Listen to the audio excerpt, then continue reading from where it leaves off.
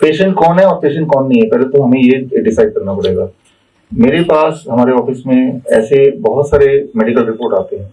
कल ही की बात है, एक हमारे तो मित्र बन गए हैं भैया जी, इलाहाबाद का है कोई यहाँ पे? इलाहाबाद आओ। इलाहाबाद में भैया जी का बहुत सारे चैरिटेबल हॉस्पिटल है, बड़े बड़े हॉस्पिटल, एक अच्छी इंसान है, टीका लगाते हैं। और उन्होंने बहुत ही दुखी दिख रहे थे, तो आके बोला कि मैं बहुत बीमार हूँ। मैं कैसे बीमार हो आप? तो उन्होंने रिपोर्ट दिखाई, ठीक है, कैंसर, लिवर सिरोसिस, ऐसे कुछ कुछ लिखा था उसमें। तो मैंने रिपोर्ट को पढ़ा, मैंने कहा कि आपको कोई तकलीफ है? कहा हाँ तकलीफ है। क्या तकलीफ है? लिवर सिरोसिस है, कैंसर है। मैंने कहा आपको कोई डिस्कम्फर्ट है, कुछ वीकनेस है, कोई दर्द है? कहा हाँ बहुत तकलीफ है, लिवर सिरोसिस और कैंसर है। मैंने कहा ये नहीं पूछना, ये तो इसमें देख लिया, आपको क्या दिक्कत है? उन्हें बहुत समय लगा ये समझने में कि मैं पूछना क्या चाह रहा हूँ। मैंने कहा आपके शरीर में जो कोई भी एक दिक्कत हो वो आप बताओ, ना कि रिपोर्ट के अलावा। उनके दिमाग के अंदर घुस गया था कि मुझे लिवर सिरोसिस है और मुझे तो कैंसर है। तो मैंने पूछा कैंसर है तो आपको कैसे पता? रिपोर्ट बताती है। मैंने रिपोर्ट तो एक बार बता दिया। कहा डॉक्टर ने बोला कि हर 2 महीने बाद आके चेक कराते रहना। तो 2 महीने बाद चेक कराते रहते हैं और हर 2 महीने बाद वो डॉक्टर आपको बताता है, वो डॉक्टर उनको बताता है कि आपका कैंसर और बढ़ गया और बढ़ गया और बढ़ गया, ठीक है। तो खैर उनको मैंने समझाया, और यही चीज मैं आपको पहली चीज समझाना चाहता हूँ। ये आप मेरे जाने के बाद भी जब ये खत्म हो जाए तो आप एक दूसरे को भी ये समझाइएगा, report is always secondary. Primary आप बीमार हैं कि नहीं, वो सिर्फ और सिर्फ आपके डिस्कम्फर्ट तय करते हैं। जैसे मान लो अगर मैं आपको बोलता हूँ या कोई पेशेंट बोलता है मुझे सिर में दर्द है, क्या दुनिया की कोई ऐसी टेस्ट है, ब्लड टेस्ट है या स्कैनिंग है जिससे सर दर्द है या नहीं इस पेशेंट को बता सके? नहीं है ना। ये कौन बताएगा? सिर्फ वो पेशेंट ही तो बताएगा ना। तो किसी को सर में दर्द है, किसी को पैरों में दर्द है, नहीं तो वो पेशेंट ही बताएगा कि मुझे दर्द है। तो ये उसके लिए कोई ब्लड रिपोर्ट से नहीं पता चलेगा। तो अगर पेशेंट, तो मैं ये बोलना चाह रहा हूँ कि ठीक इसी तरह से पहले तो आपको ये पूछना पड़ेगा खुद से या पेशेंट से कि क्या आपको तकलीफ क्या है। तो उससे तय होता है कि आप बीमार हैं या नहीं है, ना कि रिपोर्ट से तय होता है। रिपोर्ट की जो दुनिया है वो दुनिया आप में से कम लोगों ने देखी है, शायद देखी नहीं है, डॉक्टर लोग भी नहीं देखते। एक पैरामीटर दे देते हैं, इससे ऊपर या इससे नीचे हो तो मान, जैसे थायराइड की बात करते हैं, TSH 1 से 6 के बीच में सब कुछ ठीक है, 6 से ज्यादा हो तो उसको बीमार मान लेंगे। ये एक रैंडम पैरामीटर बना के डाल दिया और ये पैरामीटर हर बार सुधरता जाता है। समझे? जितना वो सुधरता जाएगा उतना हेल्दी लोग is converted into sick people. ये कैसे पता चलता है? ये इतिहास से पता चलेगा। जैसे मान लो पहले होता था, आज से करीब 1978 उससे पहले, कोलेस्ट्रॉल किसी का अगर 300 से ऊपर होगा तो उसको मानेंगे हाई कोलेस्ट्रॉल, फिर उसको 250 कर दिया, फिर उसको 200 कर दिया, लेकिन अब वो 200 हो गया। अभी ऐसा हो गया 200 के अलावा HDL भी एक नई चीज है, LDL भी है जो पहले नहीं होता था, ट्राइग्लिसराइड एक और चीज है। इतने सारे पैरामीटर एक आप तो ऊपर नीचे हो जाएगा, उसको पकड़ के बोलते हैं आप तो कोलेस्ट्रॉल के पेशेंट हो, आप तो कोलेस्ट्रॉल की दवाई ले लो। तो ये इतिहास देखते, लेकिन ये जो इतिहास है ये मेडिकल जर्नल में तो है, लेकिन ये डॉक्टर को पढ़ाया नहीं जाता और पेशेंट को पता नहीं। तो डॉक्टर को पता है तो सिर्फ डॉक्टर को पता तो सिर्फ ये पता है कि ये पैरामीटर के ऊपर होगा। जैसे ब्लड शुगर है, ब्लड शुगर के पेशेंट जितने हम देखते हैं इतना शायद ही भारत में किसी ने देखा होगा जितना डेटा हमारे पास है। तो अगर 250 से नीचे 250 mg पर डेसीलीटर से नीचे किसी का ब्लड शुगर है तो वो ठीक है, हेल्दी है बिना किसी दवाई के। इससे ऊपर है तो उसको नीचे लाना है, इस मतलब डायबिटीज है, लेकिन तब भी नीचे लाना है नेचुरली। लेकिन अगर आप दवाई लेके नीचे लाएंगे तो दवाई लेके जो नीचे लाएंगे तो क्या होगा, धीरे धीरे किडनी फेलियर तक बढ़ेगी। डायबिटीज नहीं बढ़ाना, डायबिटीज दवाई बढ़ा रहे हाँ, तो उस तरफ क्यों जाना? तो नेचुरल नीचे लाना। नेचुरल नीचे कैसे लाना है वो आप यहाँ पे सीख रहे हैं। जो डाइट आप ले रहे हैं, ये डाइट कोई भी लेगा तो उसका ब्लड शुगर नीचे आ ही जाता है। और अगर नीचे नहीं भी आ रहा है तब भी वो अपनी से कि दवाई लेंगे तो कुछ फायदा नहीं है आपसे। हाँ, एक नंबर नीचे जरूर दिख जाएगा, लेकिन ओवरऑल आपकी life span, quality of life improve होगी। The answer is no. तो पहली चीज कि क्या मैं बीमार हूँ, बीमार सभी पड़ते हैं इंक्लूडिंग मी, ठीक है। तो बीमार हूँ तो कैसे पता चलता है कि आज मैं बीमार हूँ? मुझे ऐसे पता चलता है कि जिस दिन मुझे लगता है कि काफी कमजोर लग रहा हूँ, वो बहुत कमजोरी है, उठा नहीं जा रहा, बॉडी में दर्द हो रहा है, ठीक है, तो इसका मतलब बीमार है। कुछ खाने का मन नहीं कर रहा, एपिटाइट नहीं, तो मतलब ये बीमार है। जो नॉर्मली नहीं होता अचानक, तो बीमार का डेफिनेशन ये हुआ। अब अगर बीमार है कोई, जैसे कि आप में से कुछ लोग काफी तरह डिस्कम्फर्ट है, वो लंबे समय तक चलेगा तो परमानेंटली बीमार हो गए, तो उस बीमारी से हमें निकलना है। बीमारी से निकलने के बहुत सारे नियम नहीं, 2-3 नियम है, वही नियम याद कराते हैं। और ये ऐसे नियम है जो आप घर पे भी कर सकते हैं और घर पे ही कर सकते हैं, क्योंकि यहाँ तो रहने की एक लिमिट है। 1 हफ्ता रहेंगे, 10 दिन रहेंगे, 15 दिन रहेंगे, कोई हद से 1 महीना रह लेगा, लेकिन हमें जो हेल्दी रहना वो तो जीवन भर रहना है ना। तो जीवन भर तभी रह सकते हैं जब ये वाला नियम घर पे करेंगे। हाँ, यहाँ आके सीख सकते हैं आप, वैसे भी सीख सकते हैं हमारे वीडियोस देख के, ठीक है। हम यही कहते हैं कि वीडियोस देख के आप सीखें, और ताकि जो बहुत ज्यादा फ्रेजाइल, बहुत ही डेलिकेट कंडीशन में बहुत दिक्कत वाले पेशेंट है वही यहाँ पे आए। बाकी लोग हमारे ऑफिस में जब आता है आपके मेडिकल रिपोर्ट्स, तो ज्यादातर हम बोलते हैं घर पे रहकर ठीक हो। घर पे रहना आसान है ठीक होना, क्यों? एक सिंस आप आए हैं, आप में से कुछ लोग उड़ीसा से, कुछ लोग आसाम से, दूर दूर से आए हैं, ठीक है ना। इतने दूर से किसी भी हॉस्पिटल में कम ही लोग आते हैं, नेशनल हॉस्पिटल में आते होंगे, लेकिन एक नॉर्मली हॉस्पिटल से एक शहर के ही लोग आते हैं। हमारे यहाँ पे पूरे देश से, विदेश से भी आते हैं, बांग्लादेश, नेपाल, आसपास के देश से आ रहे हैं। एक बात याद रखिए, पेशेंट के जो फैमिली मेंबर है कि पेशेंट ठीक है मान लो, खासतौर पर किडनी पेशेंट, लेकिन जो ट्रैवल होता है ना, उस ट्रैवल में ही इंसान कब और बिगड़ने लगता है। तो पहले तो डिसएडवांटेज ये है कि हम जाके यहाँ पे आके ठीक होंगे, ठीक है ना। इसीलिए हम बोलते हैं कि वहीं पे ठीक हो जहाँ पे, या फिर हमारा हॉस्पिटल वहाँ पे, वो तो है ही हमारे 2-3 हॉस्पिटल है, ठीक है ना। तो जब आप ट्रेवल करेंगे, जैसे मान लो किडनी के पेशेंट आप लोग, आप में जो भी लोग, तो यहाँ ठीक हो गए, लेकिन अब क्या है कि एक बात आप याद रखिए जो कि बहुत ही महत्वपूर्ण है। जैसे मैंने अभी बताया था कि जितना आपके बॉडी में जमा हो रहा है, जो बॉडी यूटिलाइज नहीं कर पा रहा है, उसी रफ्तार से उसको निकाल के फेंकना है रोज के रोज। तो फेंकना ही फेंकना, या तो उसको जैसे पेशाब के रास्ते, पसीने के रास्ते, जैसे आप सबका होता है, जिनका नहीं होता वो हमें डायलिसिस या दवाई से रखते हैं। लेकिन यहाँ पर हम क्या कर रहे हैं, उसकी जगह पे hot water immersion therapy, head down therapy कर रहे हैं।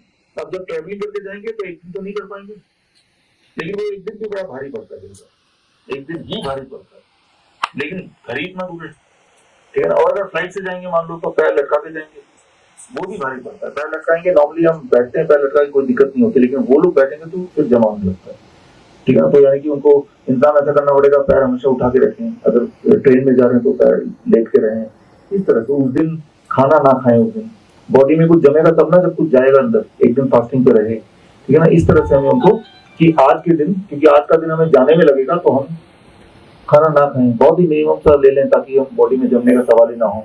ये बड़ा ही ये डेलिकेट सिचुएशन से होते हुए जाते हैं, इसलिए हमें लगता है कि भाई इंसान घर पे ठीक हो जाए तो अच्छा है। घर पे ही ठीक हो तो ठीक है, उसके लिए आपको थोड़ी सी समझ होनी चाहिए। एक डाइट जो आप ले रहे हैं, यहाँ पे जो डाइट ले रहे हैं, ये डाइट सिर्फ कोई पर्टिकुलर डिजीज के लिए नहीं, ये डाइट सिर्फ इतना करता है कि बॉडी के अंदर अगर कहीं पे कोई जख्म हो गया है, कहीं पे कोई एक्सेस चीजें इकट्ठे हो गए हैं, तो ये डाइट उसको हटाता है। डाइट कब हटाता है? डाइट तो न्यूट्रिशन देता है, लेकिन आप दिन में 12 घंटा खाते हैं और 12 घंटा नहीं भी खाते हैं, जब 7 बजे के बाद अगले दिन 7 बजे तक, ये जो 12 घंटा होता है, इस 12 घंटे में what we call as autophagy, ठीक है ना। जहाँ बॉडी को 24 घंटे खाना चाहिए, लेकिन जहाँ पे ट्यूमर बना हुआ है, जहाँ पे कोई जमा हुआ है, एक्सेस कैल्शियम, एक्सेस सोडियम है, बॉडी फिर उसको खाता है। क्यों? क्योंकि वो 12 घंटे खाना नहीं खा रहे हैं।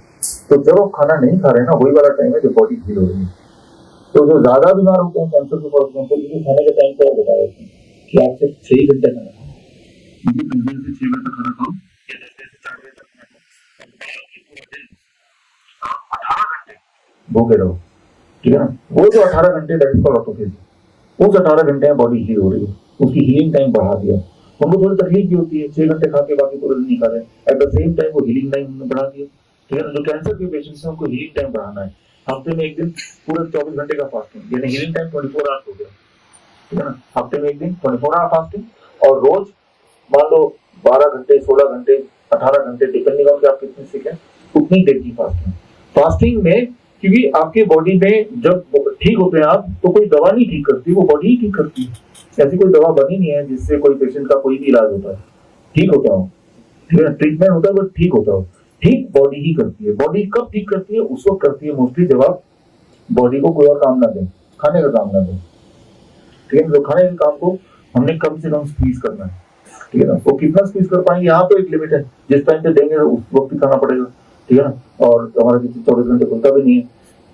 घर पे आप इस चीज को ज्यादा कंट्रोल कर सकते हैं कि मुझे तो सुबह 10 से लेकर 6 बजे के बीच में ही खाना है। घर पे कंट्रोल ज्यादा होगा ना, क्योंकि वहां पे तो आपके हिसाब से दिया जा सकता है। वहां रोज 15 से 16 घंटे बिना खाए रहना है, वही 16 घंटे जो आपको हील करेगा, वही 16 घंटे आपको ठीक करेगा। ठीक है, खाना खूब है लेकिन उसी लिमिट में खाना है, नंबर 1। नंबर 2, खाना वही है जो डाइट यहाँ पे लिखते हैं, जीआईपी डाइट जिसे बोलते हैं, फ्रूट्स एंड वेजिटेबल 90%। आप जो भी कुछ खा रहे हैं उसका 90% क्या फ्रूट्स एंड रॉ वेजिटेबल है। कोई लोग रॉ वेजिटेबल नहीं खा पाते तो उसको तो स्टीम कर लिया, कोई लोग वो भी नहीं खा पाते तो उसको स्मूदी बना दे। स्मूदी तो समझते हैं आप, अगर कोई नहीं समझता है तो आपस में आप एक दूसरे से पूछ सकते हैं स्मूदी क्या है। सारा सब्जियां उठा के डाला, मिक्सी में थोड़ा पानी मिला दिया, उसको फेंट दिया, फिर उसको खा लिया। ठीक है, जैसे टमाटर है या फिर मान लो बीट रूट है या कोकोनट वाटर है, ये सारी चीजें हैं जो कि हमारी बॉडी को बहुत हील करती है। आपने गौर किया जो किडनी के पेशेंट्स हैं हॉस्पिटल जाते हैं तो यही चीज मना करते हैं, पालक है यही चीज मना करते हैं, तो जो चीज ठीक कर सकती है वही मना करते हैं। जैसे आम है, डायबिटीज के पेशेंट ठीक कर सकती है, लेकिन सबसे पहले यही मना करते हैं। चॉकलेट वोटर ले सकते हैं, लेना चाहिए। ठीक है ना। अब देखिए एक बात और कि जब आप ये सब कुछ करेंगे तो साथ साथ आपको फिर रिपोर्ट देखते हैं, पोटेशियम बढ़ गया, क्रिएटिनिन बढ़ गया। क्रिएटिनिन से मत घबराइए कभी। ठीक है ना, आप किसी बॉडी बिल्डर का क्रिएटिनिन देखिए, उनका गड़बड़ होता है हमेशा। ठीक है ना, बॉडी में जितना मसल बनेगा, मसल का ब्रेकडाउन होगा उतना वही क्रिएटिनिन है, दैट इज, है ना, तो वो ज्यादा बनता है। क्रिएटिनिन कभी कभी खराब भी होता है, राइट, हमेशा नहीं होता लेकिन, और कभी अच्छा भी होता है। तो उसके बेसिस पे हम डिसाइड करना कितने पेशेंट है, ऐसा नहीं। आज भी एक पेशेंट ऐसा कुछ ठीक है उनके, तो अभी जो प्रॉब्लम मिला था हमारे ऑफिस में, ठीक है, डे केयर वाले अभी चले गए होंगे, डे केयर वाले पेशेंट चले गए, उनके सब कुछ ठीक है।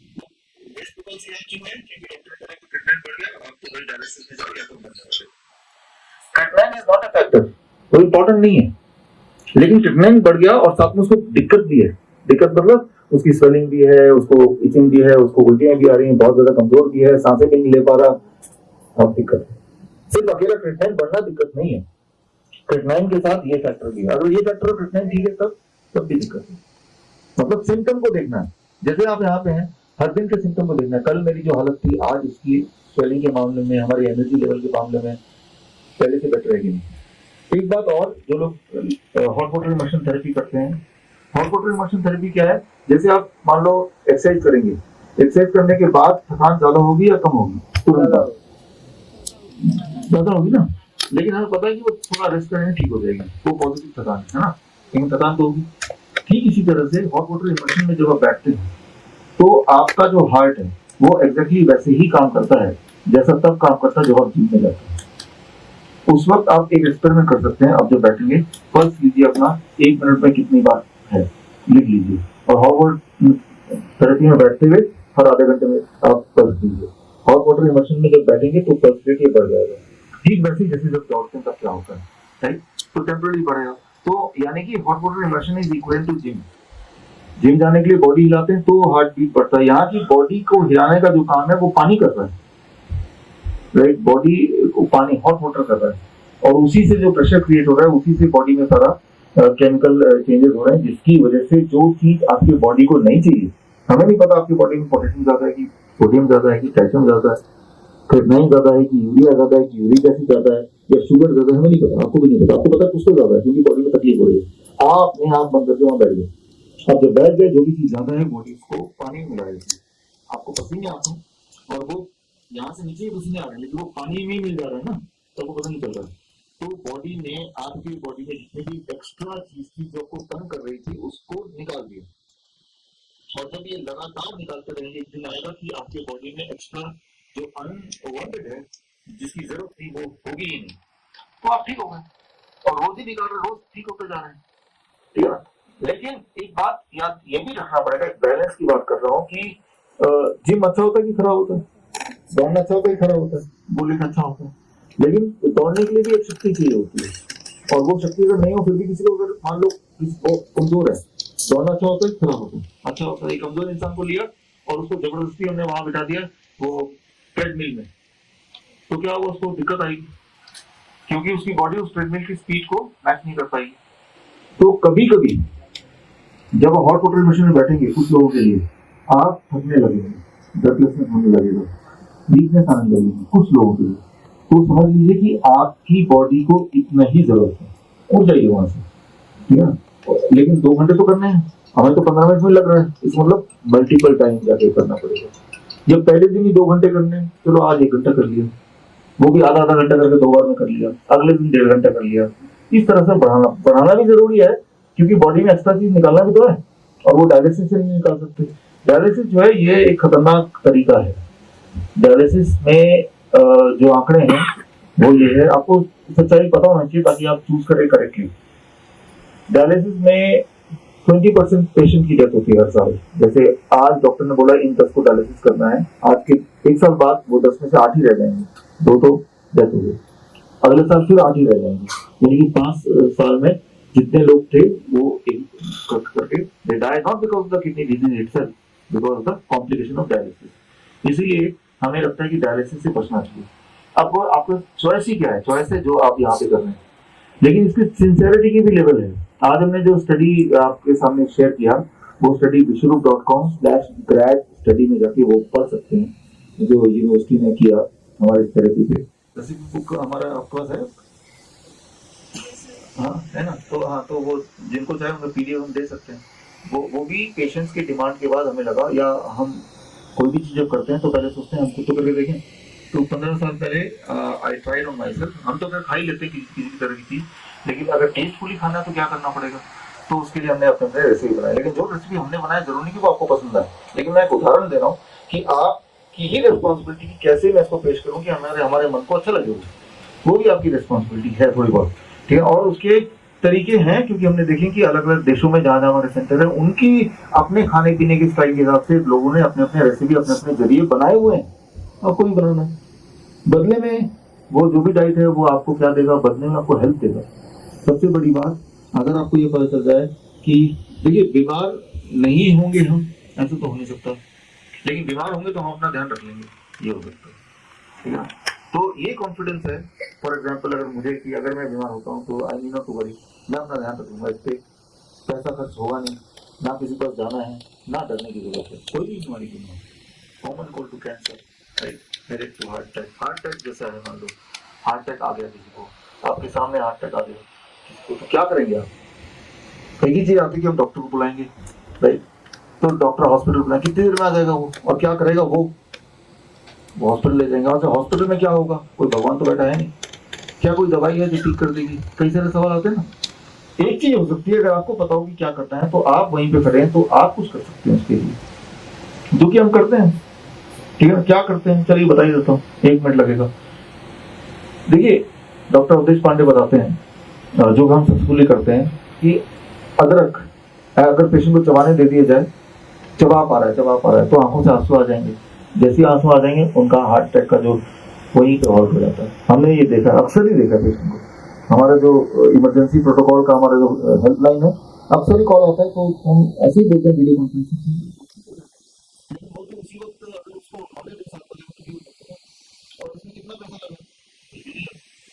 लेकिन कितनी बड़ी बात। अब इसके अगर ये नहीं है तो क्या है फिर अगला? इंस्टेड ऑफ दिस कि हॉस्पिटल ले गए, डॉक्टर को बुलाया, एम्बुलेंस आया, पता नहीं पेशेंट का क्या हुआ, वो हार्ट अटैक था भी कि नहीं था, इलाज हुआ हार्ट अटैक का, वो था गैस्ट्रिक पेन। तो बहुत सारी बातें हैं। तो मतलब ये कि नॉलेज ही आपको बढ़ाना पड़ेगा। उसी के लिए यहाँ पे आप देखेंगे एक छोटा सा पार्ट नॉलेज का भी लेक्चर वगैरह होता रहता है। That is the most important thing. Knowledge is health, medicine is not health, hospital is not health, knowledge is health. मान लो किसी को कार्डियक अरेस्ट आ गया, कार्डियक अरेस्ट का मतलब होता है जो लोग किडनी के पेशेंट्स के केयर टेकर है उनको भी पता होना चाहिए, और आज के टाइम में तो हर एक को पता होना चाहिए। आप देखते होंगे आजकल अचानक इंसान खबर आती है वो तो रहा नहीं, कल तक तो ठीक था, अचानक लोग मरने लगे, सडन कार्डियक अरेस्ट, अचानक डेथ होने की जो फ्रीक्वेंसी बढ़ गई है अभी पिछले 1 साल में वैक्सीन के आने के बाद से, ठीक है ना। ये मेडिकल लिटरेचर में तो है ही है, और वैसे भी हम अपने ऑब्जर्व करते हैं अपने आसपास की, वो ठीक थे अचानक नहीं। इट्स कॉल्ड कार्डियक अरेस्ट, अचानक मर जाना, सब कुछ ठीक है, अचानक हार्ट बीट खत्म हो गया, ब्रीदिंग खत्म हो गई, ये 2 चीज खत्म हो गया तो इसका मतलब ही इज डेड, राइट।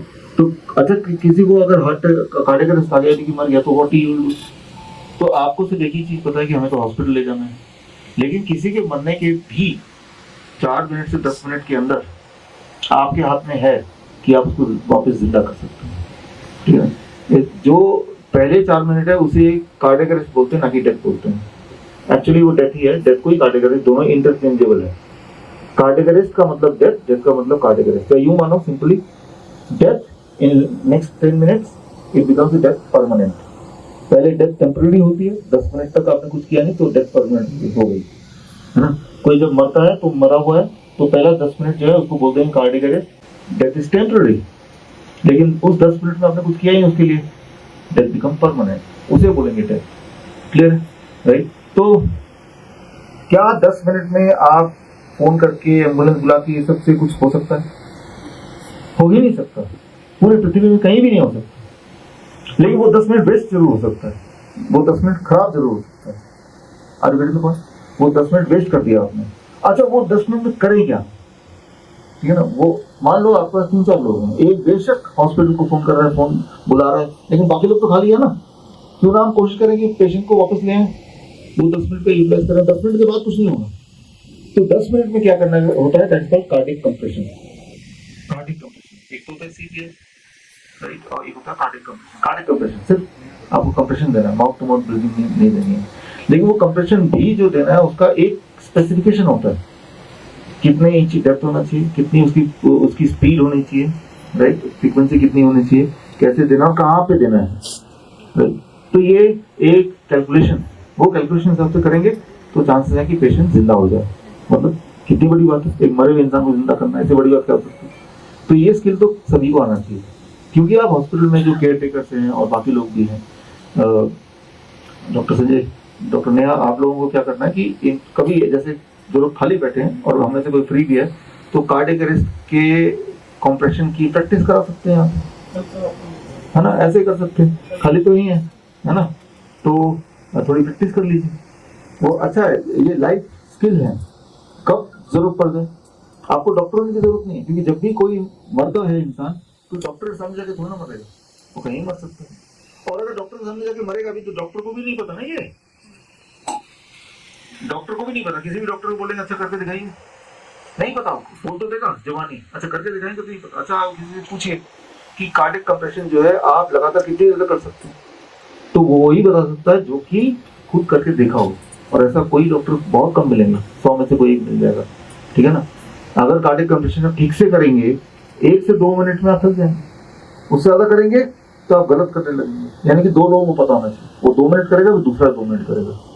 तो ये लाइफ स्किल है, हम में से सभी को कभी ना कभी मरना ही, लेकिन जब हम मरने वाले होंगे तो हम यही दुआ करेंगे मेरे सामने वाले को कार्डियक अरेस्ट का वो कॉम्प्रेशन पता हो, ताकि मैं वापस आ जाऊं, क्योंकि वो तब तो खुद तो नहीं कर सकते अपने ऊपर, अब तो वी आर डेड, है ना। तो ये लाइफ के बड़ी इंपॉर्टेंट स्किल्स हैं जिसको हमने बिल्कुल इग्नोर कर रखा है। यहाँ पे हमारे सारे स्टाफ को जरूरत नहीं पड़ती कभी, मर तो कभी भी कोई नहीं सकता कहीं भी, है ना।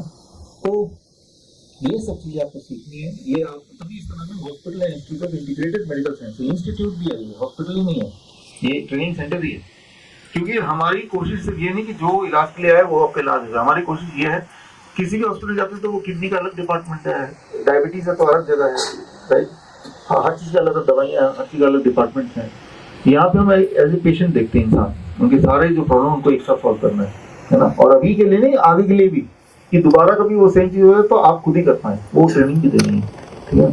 तो तभी जाके आप उसको हेल्थ को कर सकते हैं। तो हर चीज, जैसे मान लो आप एक एक्सपेरिमेंट करना, मान लो किसी को फीवर हो गया, वायरल फीवर जिसे कोविड बोलते हैं आजकल, पहले खांसी जुकाम बोला करते थे इसी चीज को।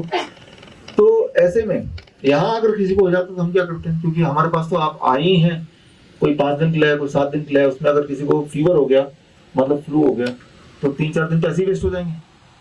हमारे पास 3-4 दिन है ही नहीं पेशेंट के पास, हम तो आज ही ठीक करना है, 2 घंटे में ठीक करना। तो हम कैसे करते हैं, हम जैसे ही पेशेंट का टेम्परेचर बढ़ जाता है, फ्लू के सिम्टम आते हैं, खांसी जुकाम बुखार के सिम्टम आते हैं, पेशेंट के दोनों पैर को उठा के हम बाल्टी में डाल देते हैं, जिस बाल्टी का टेम्परेचर 42 डिग्री सेल्सियस होता है, और आधे घंटे बाद टेम्परेचर थोड़ा और बढ़ जाता है, मान लो 101 है, आधे घंटे बाद 102 हो जाएगा। क्यों हो जाएगा, क्योंकि तो पहले ही बुखार था उसको, ऊपर से हमने गर्म पानी के बाल्टी में उसके पैर डाल दिए, तो फीवर बढ़ गया। लेकिन 1 घंटे बाद फीवर बिल्कुल घट जाएगा। तो फीवर क्या है, ये कोई बीमारी है या बॉडी का इम्यूनिटी का सिस्टम है, पहला है। दूसरा fever is not a disease. Fever क्या करता है, हमारे वायरस को मारने के लिए बॉडी टेम्परेचर बढ़ाता है, क्योंकि हाई टेम्परेचर में वायरस डिस्ट्रॉय हो जाते हैं ना। तो बॉडी ने अपना वेपन, राइट, अपना हथियार निकाला, उस हथियार का नाम है फीवर, 101 डिग्री। लेकिन उसमें आपको परेशानी हो रही है, कमजोरी फील हो रही है, और ऐसा अगर चलता रहेगा तो आप यहाँ पे जो इलाज कराने चाहें वहां से ध्यान भटक जाएगा। तो हमने बॉडी के जो हथियार है उस हथियार के साथ बॉडी को बोला अच्छा आपको फीवर चाहिए, हम वही दे देते हैं आपको। पैर जैसे ही डाले तो वो बॉडी को हमने हथियार का एक और सहारा दे दिया, टेम्परेचर थोड़ा और बढ़ाया बॉडी ने उस पानी से और वो वायरस को एकदम खत्म कर दिया। अब वायरस चला ही गया, फिर 1 घंटे बाद आधे घंटे के लिए फिर कर दिया। तो जो बीमारी से लोग हफ्तों हफ्तों बीमार रहते हैं वही 2 घंटे में ठीक हो गए, with in 2 hours the patient is cured, है ना। तो ये लाइफ स्किल्स हैं जो आपको यहाँ पे सीखना है। आप भी बाकी पेशेंट को मिलते हैं, देखते हैं, दूसरे से पूछिए हम क्या किया, किसी को फीवर हो गया तो क्या किया, किसी को ब्लड प्रेशर हाई हो गया तो क्या किया। ब्लड प्रेशर भी होगा हाई तो ये नीचे हो जाएगा, ब्लड प्रेशर किसी का हाई होगा ना जो मैंने अभी बताया वो करेंगे तो नीचे हो जाएगा। दिन में 3 बार कीजिए और ऐसा 7 दिन तक कीजिए, फिर ब्लड प्रेशर परमानेंटली नॉर्मल आ जाएगा। अगर कोई बड़ी प्रॉब्लम है, बड़ी बड़ी प्रॉब्लम तो किडनी प्रॉब्लम बड़ी प्रॉब्लम होती है, बड़ी प्रॉब्लम में बात बेहतर। तो इस तरह से हर बड़ी दिखने वाली प्रॉब्लम का जिसमें कोई साइड इफेक्ट नहीं है, साइड बेनिफिट है,